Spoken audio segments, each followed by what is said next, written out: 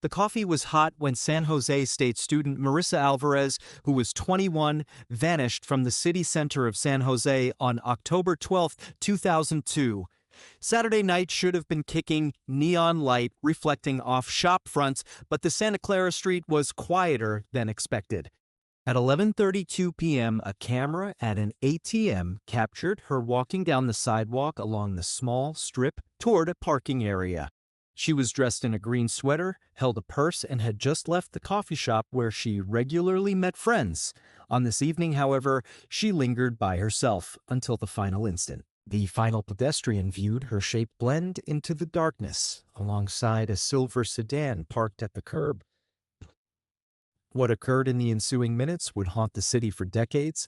Before we get into this case more, don't forget to subscribe and ring the notification bell so you never miss a case like this one. Marissa Alvarez was the product of a Mexican immigrant family who had settled in San Jose during the 1980s. She bore her parents' pride wherever she went, a shining junior at San Jose State, splitting school and evening shifts at a neighborhood diner to help pay tuition. Small, dark-haired, and typically having her hair pulled back, she was kind, bookish, and full of energy. Her friends recognized her as one who could be relied on, but also a jokester, one capable of working hard all week, yet still enjoying weekend coffee hangouts on campus. That Saturday evening, October 12th, Marissa left the cozy coffee shop on San Fernando Street after a study group. The air was cool, blowing through the leaves, causing her pale green sweater to billow. An ATM camera nearby took her last known photo, rushing out, hugging her bag, glancing out into the night before vanishing into the shadows. A shadowy person looked to be about a few steps behind her, but their face was not recognizable. Friends afterwards speculated that she may have been with someone known to them, a classmate or friend, but no one was certain. Uncharacteristically, Marissa, who always phoned home after staying out late, left her phone in silence at her parents' small East San Jose home. Her parents initially thought she had just forgotten, but as 11 p.m. came and went, concerns started creeping in. Calls were not answered, the line soon indicated busy, and at 11:48 p.m., it was dead. Panic took over from concern. They drove around streets, visiting bus stops, car parks, and friends' homes with nothing to be found. Friends' panicked calls and texts also fell into the same silence. The warm home turned cold with fear, the ticking of the clock reverberating in their hearts. By 2 a.m., having ruled out all other possibilities, the family contacted San Jose police to report that she was missing. The officer at the desk asked cautious questions and said she would take out a report, but for Marissa's family, that moment was like the ground had moved beneath them. Neither of them would have thought that the fuzzy ATM video of Marissa's final steps would be the last picture of her for more than 2 decades, a start to a lengthy, agonizing journey of doubt, terror, and unresolved issues. At 2 a.m., her father's voice was shaking as he addressed the dispatcher. He attempted to remain composed as he went over the facts. Marissa had exited the coffee shop about 11 p.m. wearing her green sweater, jeans, and bag, and the phone had gone dark at 11:48. The dispatcher documented everything carefully, inquired about her friends, the day she had, and vowed patrol units would start canvassing downtown right away. Marissa's parents clung to the remotest hope when the first police cruisers, flashing red and blue lights, danced across their peaceful street. But there was still fear. For most adults, a missing person report may initially be routine, even ephemeral. Her parents knew better. At their house, they phoned every friend who sprang to mind. A close friend told her that she had left the coffee shop earlier and did not know who Marissa was with. A classmate also corroborated that she had seen her pay at the counter, but nothing else. Her dorm roommate told Marissa had texted that she'd be home late, but gave no indication of where she was or with whom. The answers were nowhere. Her normally busy phone now only gave an out-of-service message, driving the knot of dread in their hearts tighter. At approximately 3 a.m., a patrolman came to take more information. He inquired as to her daily routine, her manners, even previous relationships. The family spoke of her dedication to school, her reluctance to go out late at night, and a previous boyfriend long gone. The officer took note of it all carefully, but indicated that she was probably just out unwinding and would be back any moment now. He told them this was a preliminary report, not criminal yet. His soothing words did more to shock the family. They knew Marissa would not just disappear into thin air. By 4 a.m., her father and one officer searched downtown streets, flashlights scanning bus stops, parking lots, and alleys. The October gust blew over leaves fallen on the ground, but their searching turned up nothing. The city seemed eerily quiet, as if it too was holding its breath in worry about Marissa's vanishing. Security cameras in the store were looked at hastily, but the pictures were too fuzzy to be of any assistance. Marissa's lanky form on the ATM tape was still the sharpest and, sadly, last marker left of her that evening. Police came back to the Alvarez residence at dawn, assuring the family they would keep watch and scan local hospitals for unknown patients. But they insisted that the case remained an adult missing person report and was not yet deserving of a complete criminal investigation. To Marissa's parents, those words stung.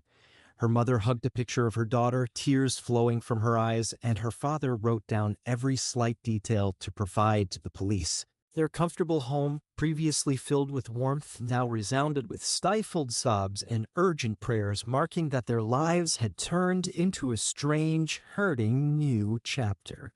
2 days went by, and tension had swelled around the modest East San Jose home. The telephone rang nearly continuously with anxious relatives and friends, but the responses yielded nothing but silence. When 48 hours had elapsed without any sign of Marissa, the Alvarez family realized they could wait no longer. Her father printed out hundreds of posters featuring Marissa's smiling face and emphatic lettering, "Missing. Have you seen her?" Friends, family, and neighbors spread throughout San Jose, posting flyers onto poles, store facades, and campus notice boards. In a matter of days, Marissa's face covered the city, a silent cry that brought pedestrians to a halt. Some San Jose State students mobilized a midnight search at Kelly Park, a favorite hangout. Flashlights in hand, they broke into groups, yelling her name repeatedly, but their cries were answered by nothing. Other volunteers canvassed Highway 101, searching places where accidents and stranded cars had been reported in case she'd left her car or personal items. More groups covered parking lots around campus and outside Eastridge Mall, searching every shadowy area. No corner was too small. While searching, a witness emerged. He distinctly recalled a silver sedan being parked by the coffee shop on October 12th, roughly around the time Marissa departed. The lights of the car had remained off for several minutes, and the driver had been seen sitting and staring at someone. Subsequently, when the witness departed, the car had disappeared.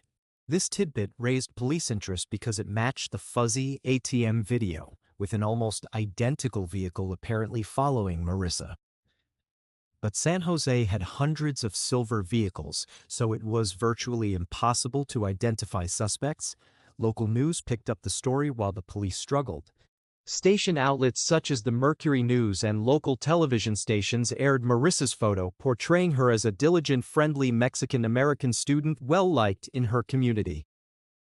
Journalists interviewed students and faculty outside San Jose State's gates, all shaking their heads in disbelief that this kind of thing could occur to someone like her. The media hobbled together so fast that they made the case a citywide issue. Suburban dwellers felt a general discomfort. If a young student could disappear in busy San Jose, nobody was safe. Talk swirled in cafes, buses, and bazaars. Mothers cautioned daughters against walking home alone at night. Female students went out in packs, and any man in the vicinity was a target of suspicion. Each night, volunteers swept spotlights along the Guadalupe River banks, through vacant lots, and down quiet streets. The Alvarez family, weary but unfaltering, would not give up. They held on to the belief that if enough eyes beheld Marissa's face on flyers, someone might recall a crucial detail.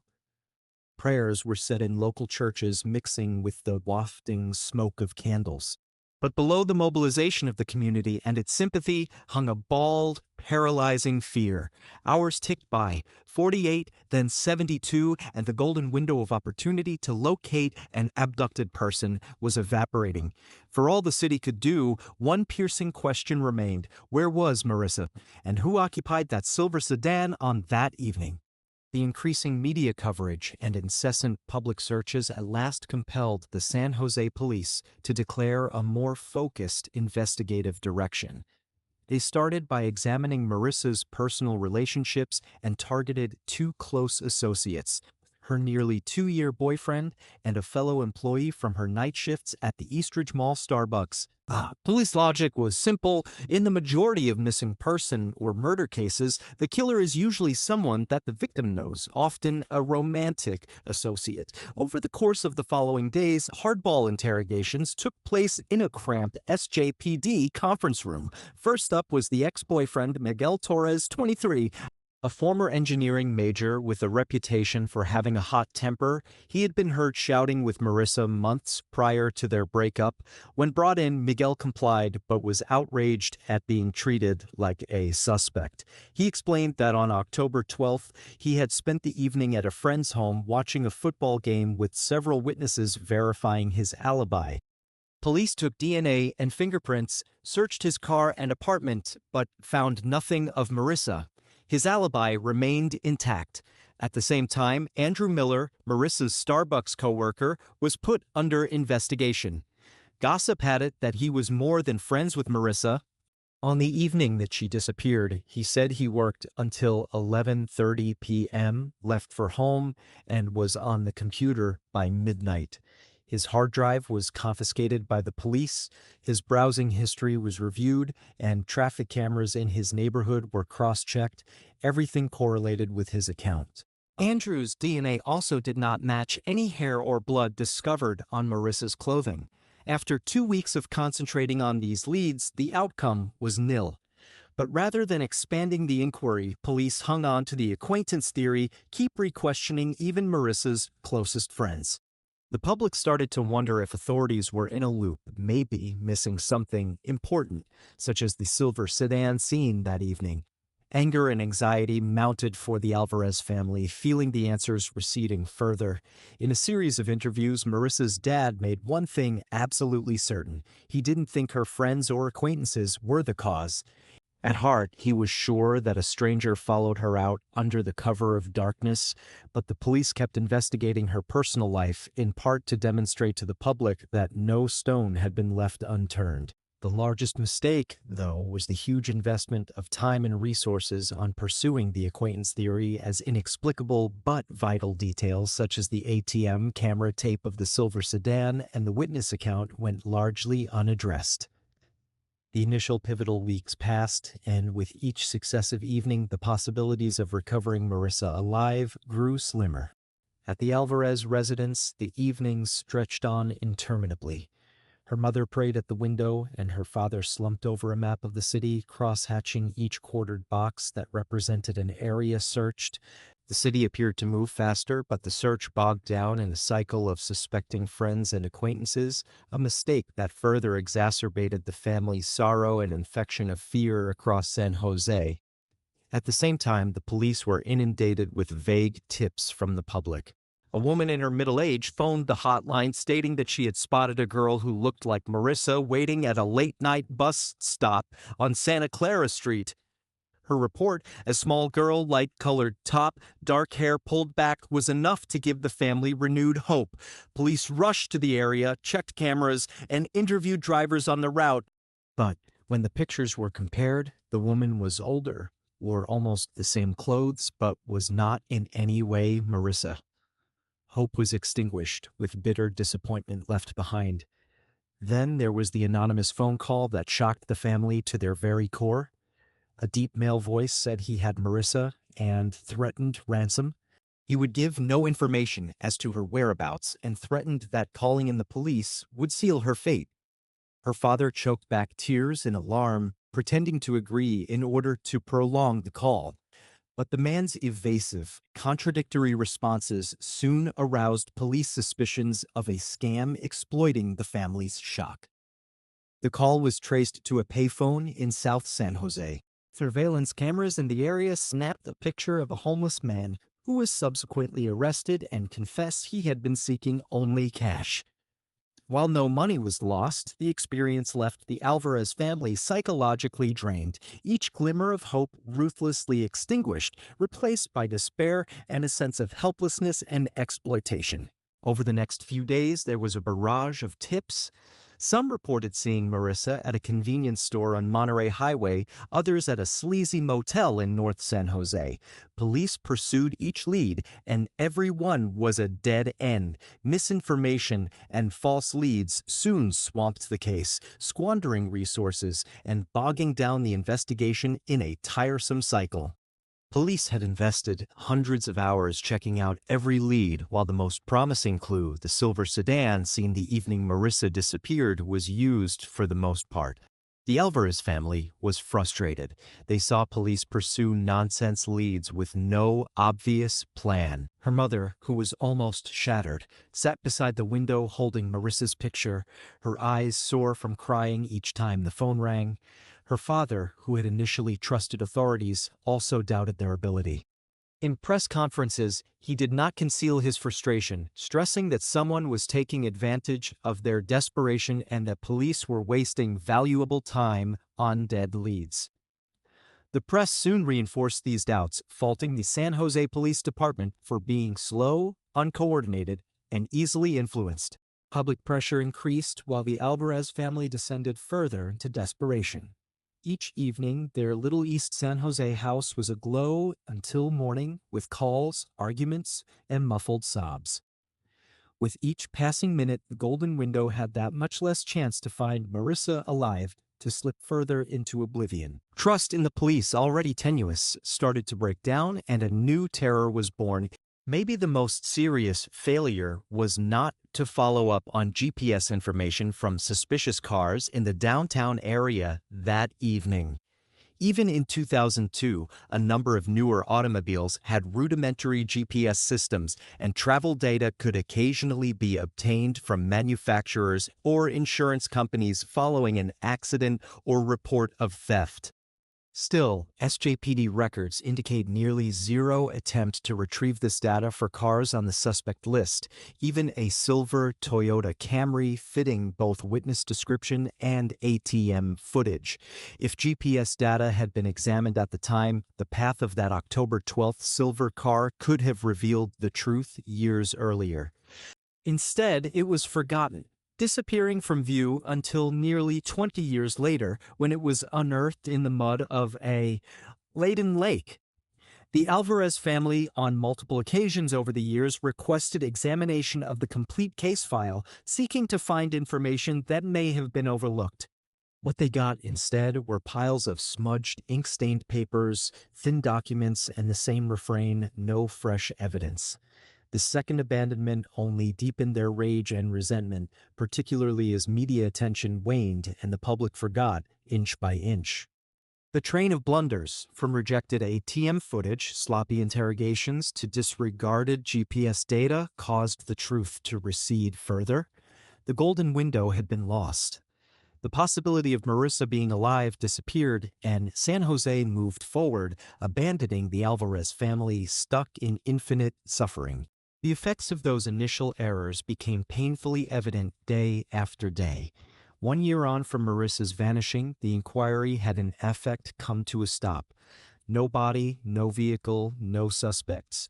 The handful of key leads, the silver sedan, the eyewitness testimony, the out-of-focus ATM video, had been ruled out or branded useless.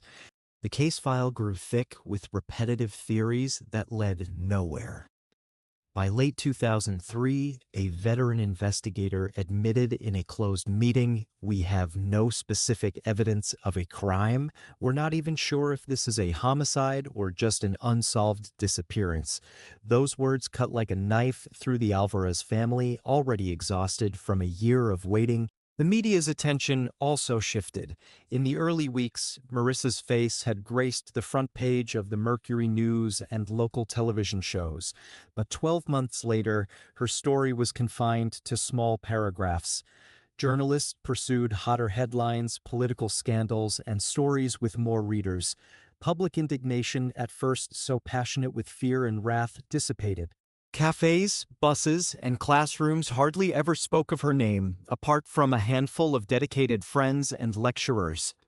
That silence stung worse than any gossip ever had, a sign that the world was forgetting a life lost in the city center, a young life. But the Alvarez family held to a threadbare candle of hope. Each 12th they had prayer vigils at their church. Early on, hundreds came, classmates, teachers, search volunteers. With time, the crowds thinned. A year went by, and only the family, a few loyal friends, and the priest were left. In a dimly lit little room, shadows cast about tired faces as prayers were mumbled, hoping for a miracle, wishing Marissa could come back, or at least that the truth be revealed. Her mother, whose hair was visibly gray in just a year, hugged Marissa's photo, her own red eyes bereft of much of their hope. Her father, once impassive, could no longer conceal his helplessness. He compulsively recorded every detail in a notebook, calls received, areas searched, police statements, all in the hope that if nobody else might discern the truth, the family would retain every shred of it, like a legacy to weld together an incomplete tale. Every day, the distance between the Alvarez family and the investigators grew farther. Where they had once listened patiently to explanations, they had nearly lost trust. They felt abandoned, much like Marissa had been left on the night of her disappearance. As San Jose grew with new buildings and tech offices popping up all over the city, time at the Alvarez home stood still, stuck in October 2002. It was a year since any answers, and shadows were falling, indicating Marissa Alvarez's case was slipping into a dead end.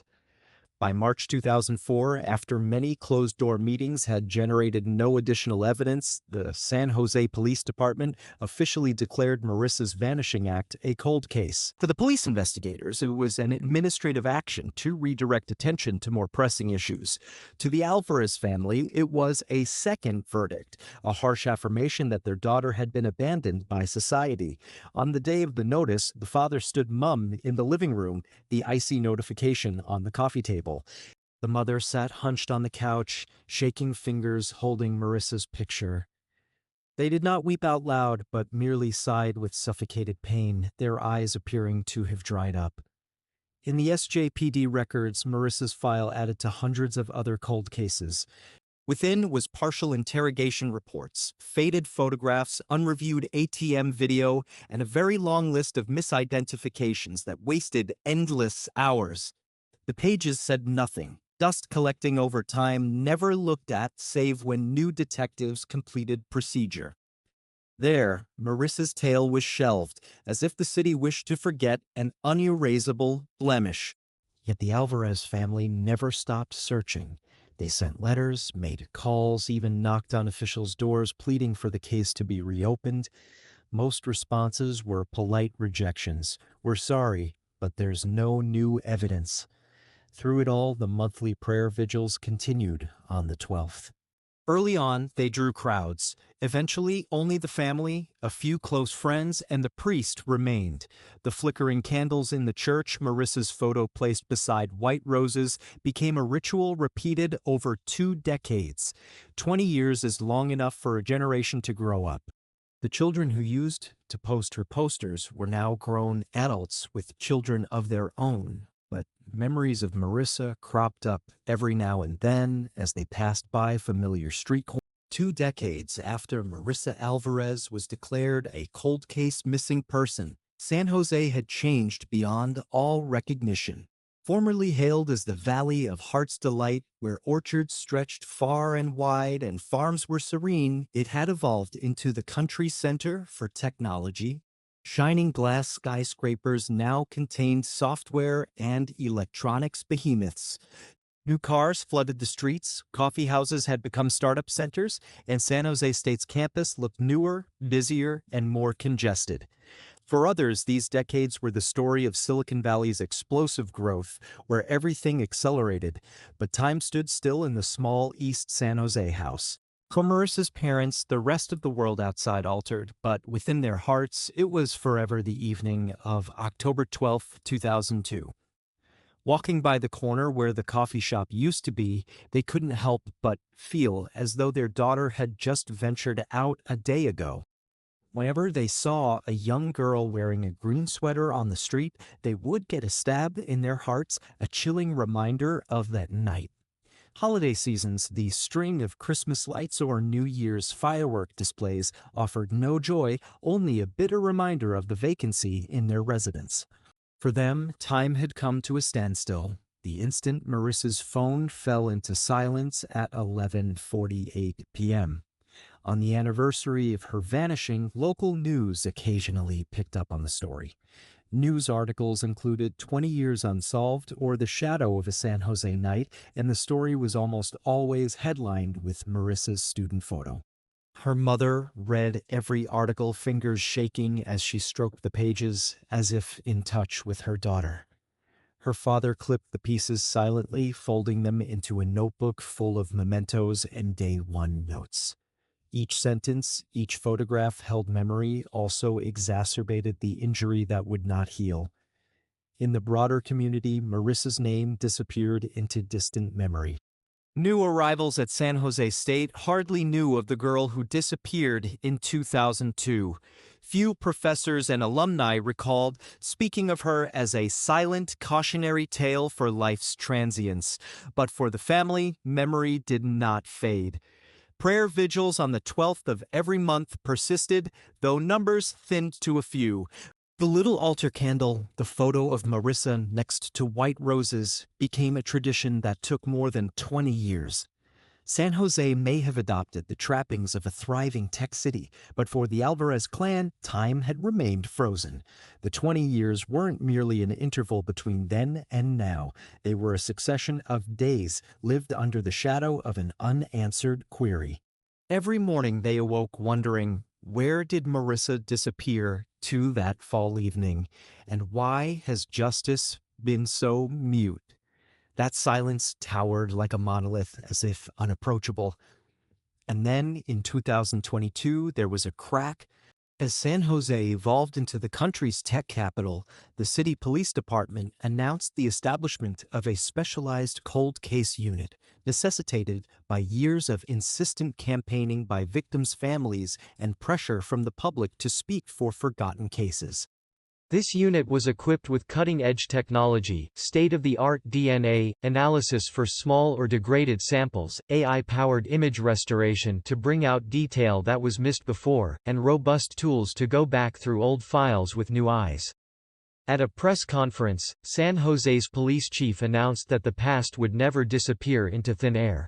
His words rang out over the city, reviving hope in the Alvarez clan, who had carried 20 years with the same unsolved question. The motivation was obvious: stored biological samples from her possessions and small evidence, not analyzed in 2002 because of technological constraints, now provided an opportunity for current DNA testing. The new team, younger but with resources unimaginable to the investigators of 2002, started by reopening every file, interview reports, statements, old crime scene photographs. Forgotten clues took center stage: the ATM surveillance, witness accounts, and the register of locally owned silver cars. A room was dedicated to piecing together the timeline of that evening. Biological evidence, hair, rag fragments, faint smudges on a wallet discovered near the parking lot, were sent for analysis. The initial results stunned the team.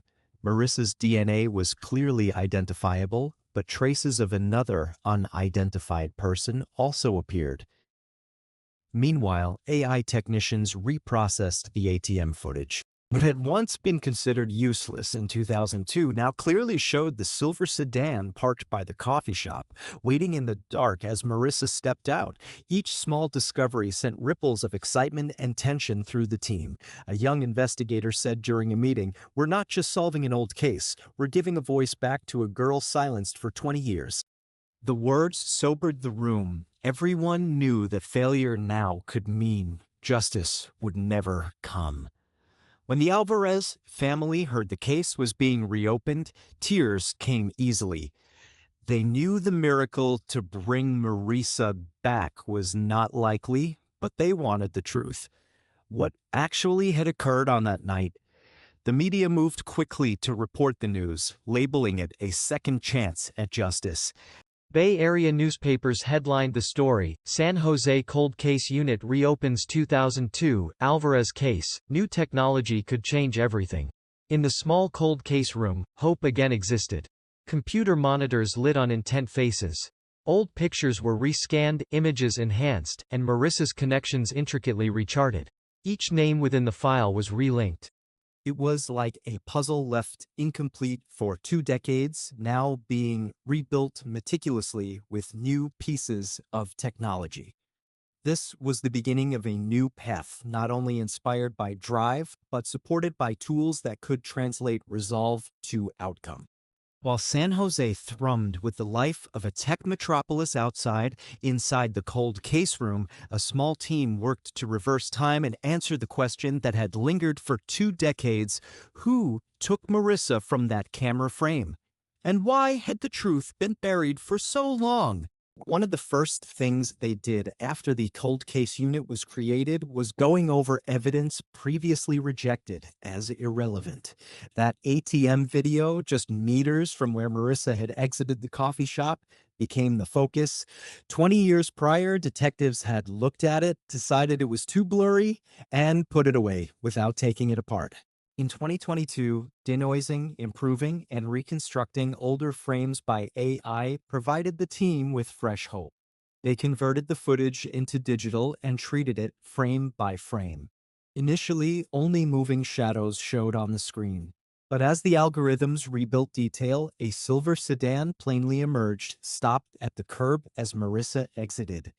The team all held their breath. No one questioned this was the same vehicle described by the 2002 witness waiting outside. Illuminated by the dim yellow streetlights, AI showed the oval Toyota logo on the front of the vehicle. The license plate was still too occluded by angle and distance, but the vehicle model provided a new investigative avenue. On screen, the interior light flashed as if someone sat in the blackness. The youngest of the investigators' frustration tamped down, just barely blurted, "This was all here in 2002. They just never looked hard enough." In fact, if the footage had been thoroughly examined at the time, within the cold case room, the atmosphere was one of excitement coupled with tension. The visual data itself wasn't sufficient to crack the case, but it was the missing link that would tie other information together. A silver Toyota on October 12, 2002, parked by the coffee house as Marissa departed, this tip could have saved the investigation at the time. Today, it provided a way forward. All members of the team had a twinge of regret. Technology explained the past, but it reminded them agonizingly that justice may have arrived too late. The recovered ATM video became the focus of inquiry. Everyone's attention was directed toward one objective: to know the owner of the car. The team divided themselves into groups, starting with an examination of all 1998 to 2002 silver Toyota Camry registrations in Santa Clara County and surrounding regions. The initial list was imposing: hundreds of vehicles, pages of owners, addresses, and histories. To work on it, the team required patience, accuracy, and determination. Late nights saw the cold case office lit brightly, files stacked high. Investigators meticulously checked registrations, cross-referenced insurance records, and scoured accident and theft reports from over 2 decades ago. Some vehicles were quickly eliminated, wrecked in 2001, sold out of state, or passed through multiple owners untraceable. As they burrowed deeper, one name suddenly emerged: Richard Hanley. Hanley was the owner of a 1999 silver Toyota Camry with San Jose plates when Marissa disappeared. He had been briefly interrogated by police in late October 2002 and quickly cleared. Hanley's interrogation record was maddeningly thin. Hanley said he was alone in his home that evening with no one to vouch for him. Concrete evidence was non-existent. Police took note of his uncorroborated alibi and ruled him out. Hanley's name had fallen out of investigators' sights even as the Alvarez family cried out for assistance. Old-school investigators recalled him vaguely, a math teacher at a North San Jose public high school, strict and reserved, but never associated with big scandal. Personnel records mentioned a short fuse and occasional friction with parents, but nothing identified him as a threat. In the absence of direct evidence in 2002, police shifted to concentrating on Marissa's inner circle, a choice now acknowledged as egregious blunder. The cold case unit didn't leave it there. They followed the route of Hanley's silver Camry. DMV records indicated the car fell off the books after 2003, sold, stripped, or stolen, but no record indicated who purchased it or where it was. That lost trail sent shivers through the investigators. A vehicle that went missing soon after Marissa did, which belonged to a man who was briefly interrogated and then let go. Over the next few weeks, the cold case unit fanned out to interview Richard Hanley's former schoolmates, neighbors, and students. Most recalled him as an isolating presence, a bachelor, no children, few close friends. He usually stayed late at school, driving off in his silver Camry to his modest Willow Glen apartment. Some even remembered seeing the car downtown on the evening Marissa went missing, even though Hanley said he was home. But because these were never officially documented in 2002, they were forgotten. Suspense filled the meetings as the pieces fell into place. The silver sedan in the ATM video, the eyewitness account of a car outside the coffee shop, and Richard Hanley's 1999 Camry, putting them all together, created a chilling scenario. If this was the killer, he'd lived freely for 20 years, teaching, shopping, being an ordinary citizen, while the Alvarez family suffered through a quiet hell. Marissa's father, having been told of Hanley's return to the investigation, sat in quiet for a long time. He held his frayed notebook with 2 decades of notes, and he said softly, "We talked about him earlier." No one had heard. His words hung in the room. Everyone knew the bitter reality. If police hadn't rejected Hanley in 2002, the case would have been cracked a long time ago, and justice wouldn't have lain buried for 20 years. The hundreds of vehicles on the list now had only one glaring, singular name: Richard Hanley, a former San Jose high school teacher, briefly questioned and forgotten, was the target. With technology shining light on the past, there was no place for him to hide. The cold case team realized they had to have physical evidence to connect Hanley to the vanishing of Marissa. The records from DMV verified the Camry went missing from the database in 2003. No sale, no teardown, no crash reports. A vehicle vanishing into thin air only raised questions. The team turned to a technology that had cracked numerous cold cases: sonar underwater. A big map of San Jose was laid out on the table. Experts marked possible disposal points for cars, the Guadalupe River, abandoned marshes, and man-made lakes surrounding Almaden Valley. Lake Almaden was prominent, a secluded area in South San Jose, not often frequented at night, whispered about in the 2000s as a dumping ground for cars to conceal crashes or loans. On one summer morning in 2022, a dive team joined by the cold case unit sent high-powered sonar into the lake. Scans only revealed rocks and downed branches at first, but in the southeast corner of the lake a strange rectangular outline could be seen. Deep under mud, a car's metal framework easily stood out. Hearts pounded as buoys were placed over the location and divers were lowered. 2 professional divers, clad in black gear and equipped with oxygen tanks, descended into the murky water. Lines taut, everyone on shore waited anxiously. 1 minute, 2 minutes. Then a voice crackled over the radio. "We've hit something solid. It's definitely a car frame for wheels sedan size." Moments later, confirmation charged the air. The Toyota Insignia was still there. It was a Camry.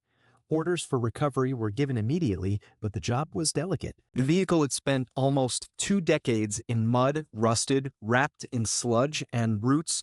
To pull too hard would risk destroying valuable evidence. Technicians came up with a cautious plan. Inflatable lift bags were attached, slowly lifting the car to the surface. That afternoon, Lake Almaden was taped off, police cars, fire trucks, and forensic vans parked on the shore. Media cameras swiveled to the water.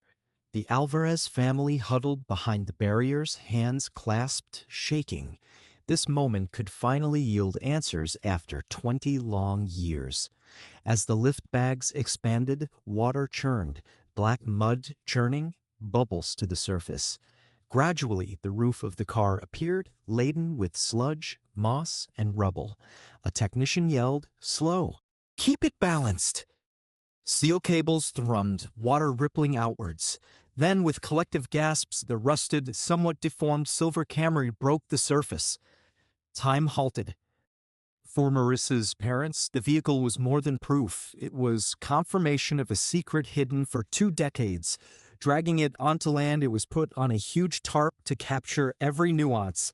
The smell of mud hung heavy in the air, but no one departed.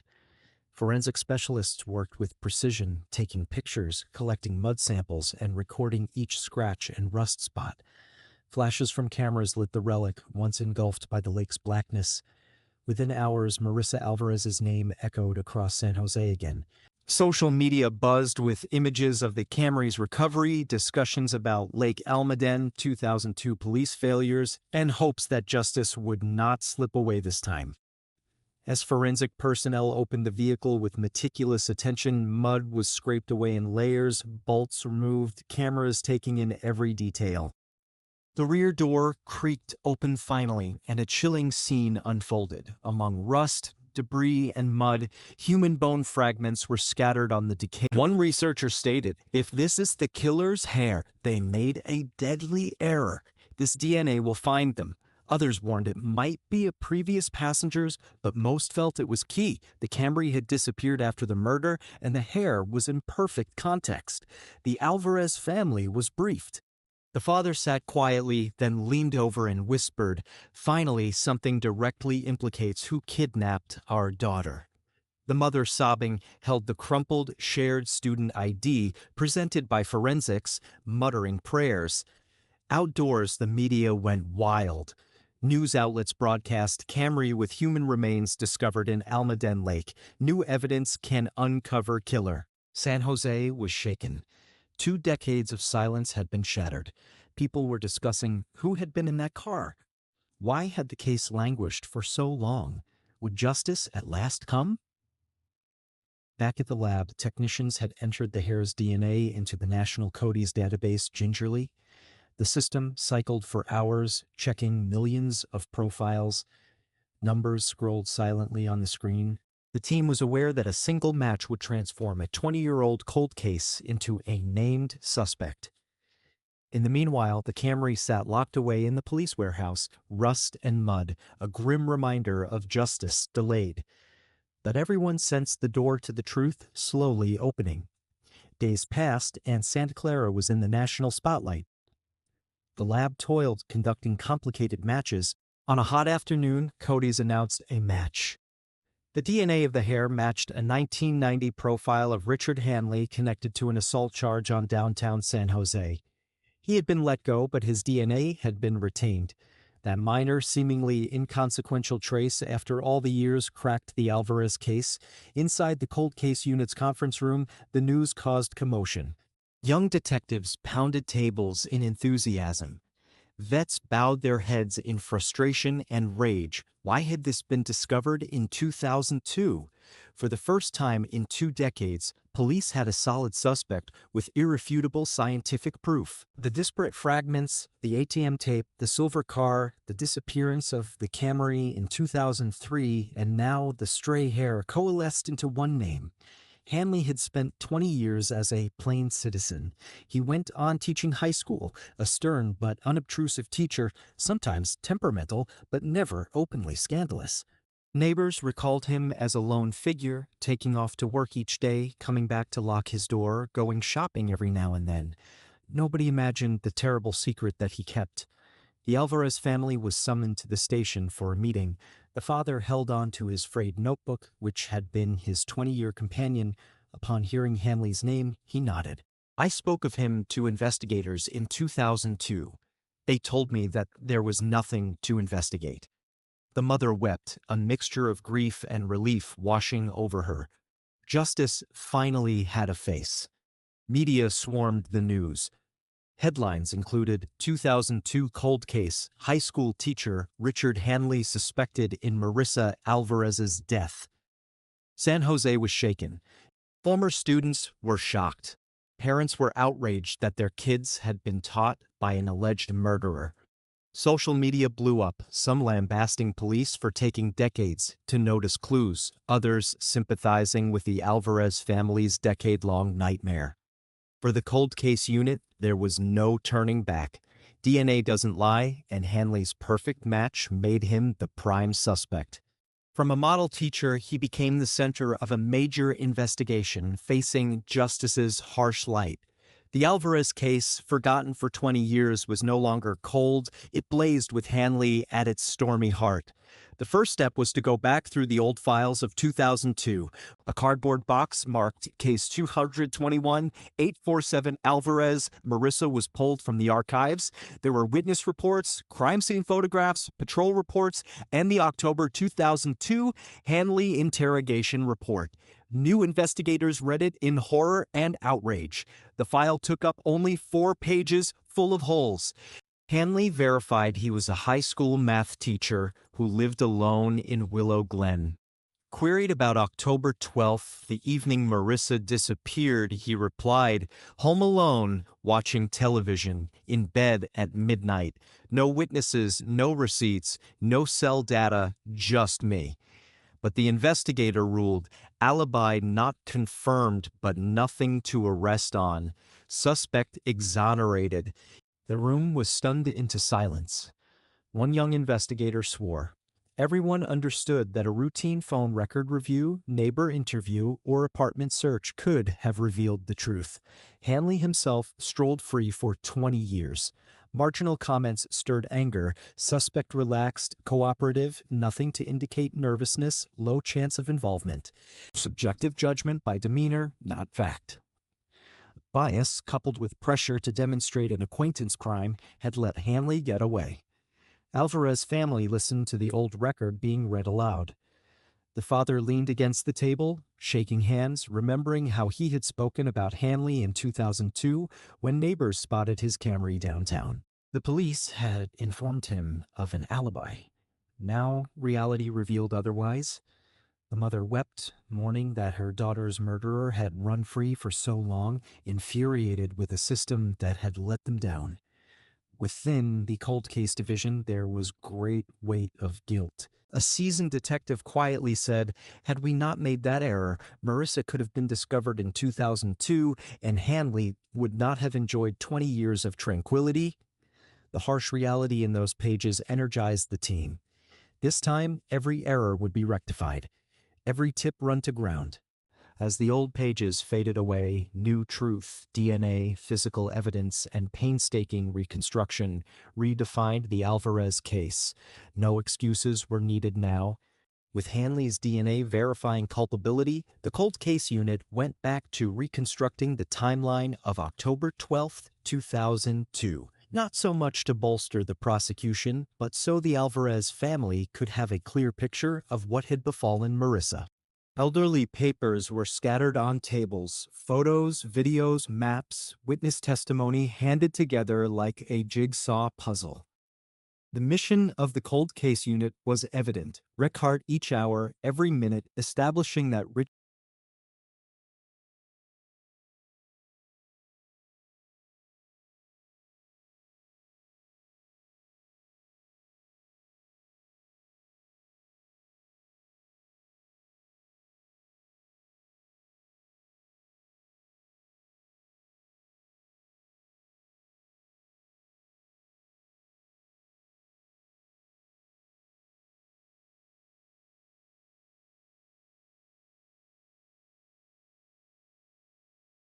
a woman who was heading home at 11:38 p.m. reported seeing a girl who looked like Marissa talking to a man in the vicinity of a silver sedan. Disregarded in 2002, what she said now precisely fit the ATM video. She remembered the man to be tall, dark-shirted, slightly hunched, in agreement with Hanley's description back then. At 11:45 p.m., Marissa's phone signal vanished around a tower in downtown. In 2002, it was unclear. Today, reanalyzed with new technology, it followed a path from the coffee shop towards a highway southbound towards Hanley's home. Precisely at midnight, a traffic camera captured the headlights of a silver sedan making a turn onto Monterey Highway. Hazy but distinct, AI verified the shape of a 1999 Camry. Added to the phone signal, the unit concluded that Hanley had taken Marissa out of downtown. At 12:17 a.m., a cab driver recalled seeing a silver sedan parked close to the entrance of Kelly Park. The interior light flashed for a moment. Compared to the route, the park was in between downtown and Hanley's home, a probable place where Marissa was subdued. By 12:30 a.m., traffic cameras lost the Camry. Detectives estimated Hanley headed toward Lake Almaden, where the vehicle would be found later. At 1:15 a.m., a gas station camera caught a tall man, fuzzy but Hanley-like, purchasing water, his hands dirty with mud. In 2002, the video was ignored. Now it verified Hanley's presence near the lake minutes after Marissa disappeared. Slowly, the cold case unit reassembled the timeline. 11:32 p.m. Marissa exits the coffee shop. 11:38 p.m. She discusses something with a man by the silver Camry. 11:45 p.m. A phone signal lost, corresponding with the car's path. 12 a.m.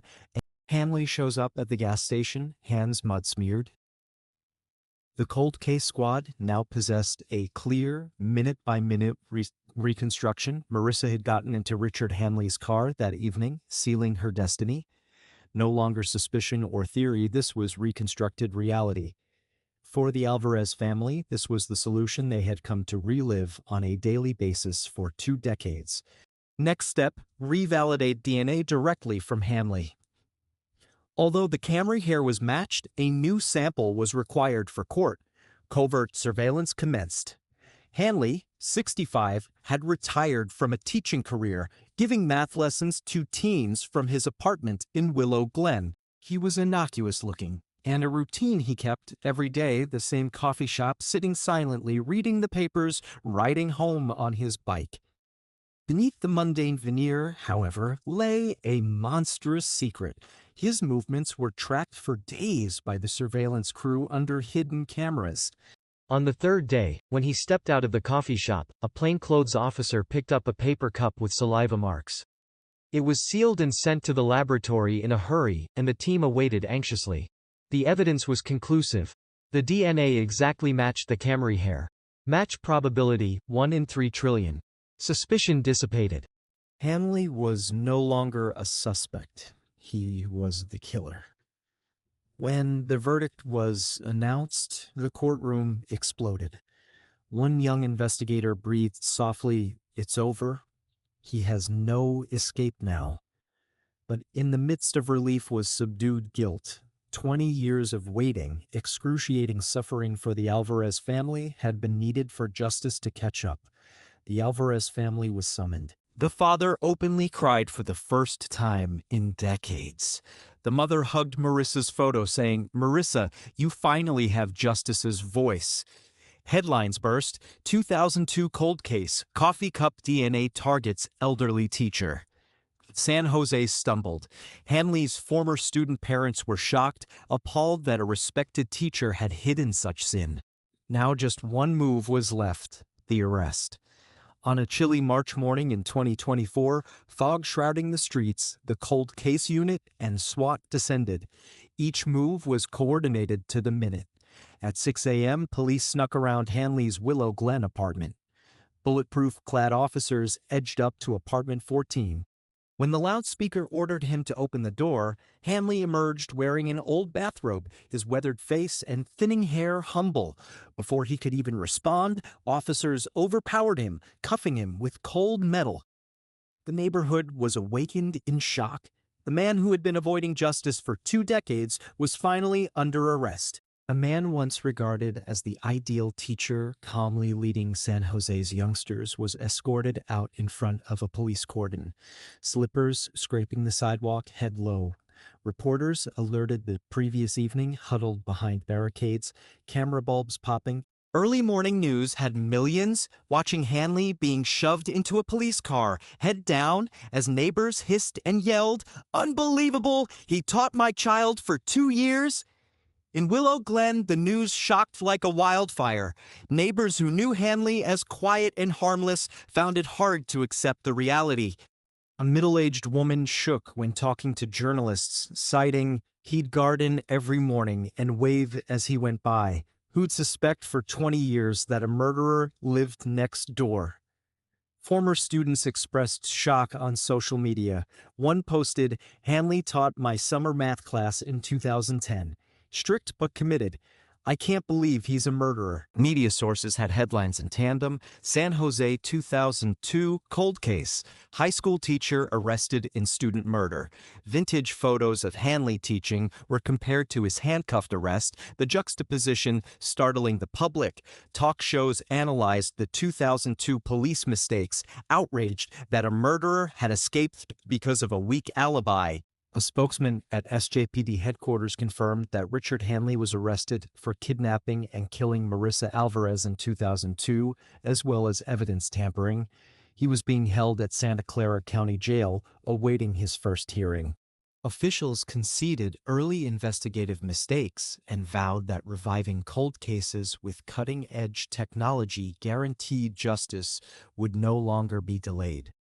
Alvarez family members were present at the press conference. The father spoke, voice shaking with tears. "For 20 years we walked in darkness, but today the light came back.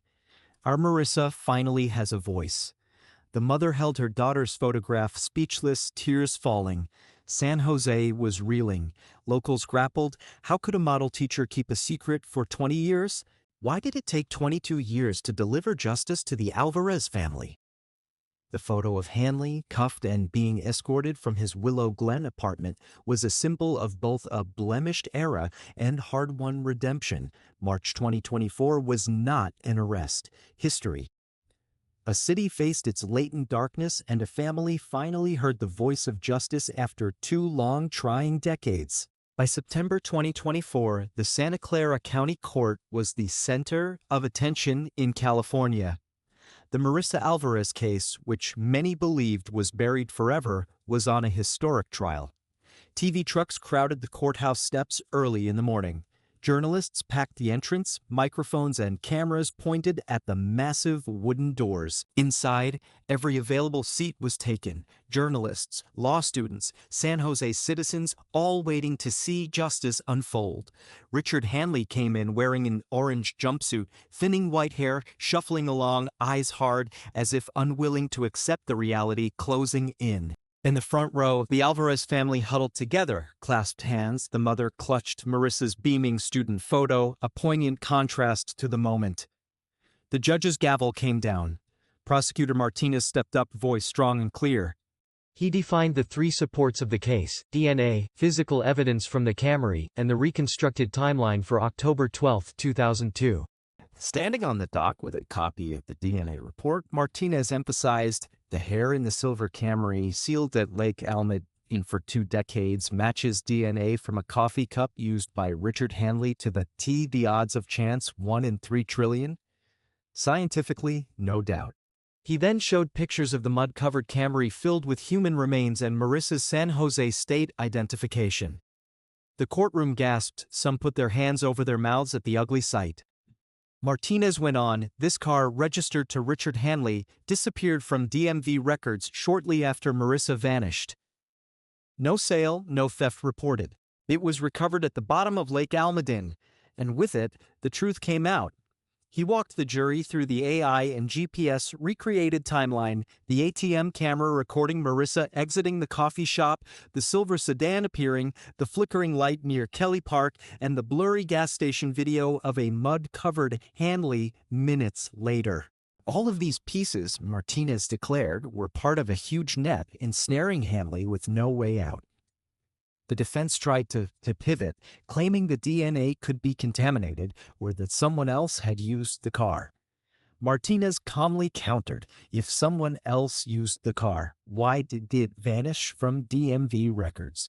If DNA contamination occurred, why does it match a fresh sample from him? This is not chance. This is a crime hidden for 2 decades, undeniable now. Hanley was largely quiet, hands shaking, eyes cast downward. When the judge demanded, he croaked, "I didn't kill that girl. I never saw her in my car." His testimony was overshadowed by hisses of rage from the courtroom. But Martinez repeated calmly, "Science doesn't lie. The car doesn't lie. Marissa got into your Camry and you never let her back out." The 22 years in the dark, high school teacher unmasked as Marissa Alvarez's killer cold case cracked. Marissa Alvarez's vanishing for more than 2 decades haunted her family and San Jose. A bright student, a quiet fall evening in 2002, and a 22-year-old buried case. Due to AI video, sophisticated DNA analysis, and tireless persistence by San Jose's cold case unit, the facts at last came out. Richard Hanley, a respected high school mathematics teacher, lived without constraint while the family had to suffer 22 years of unresolved questions. Watch the complete account of how the ATM video, a silver Camry, and one hair ended decades of deception. From disappearance to trial verdict shock, it's a tale of justice delayed but not denied.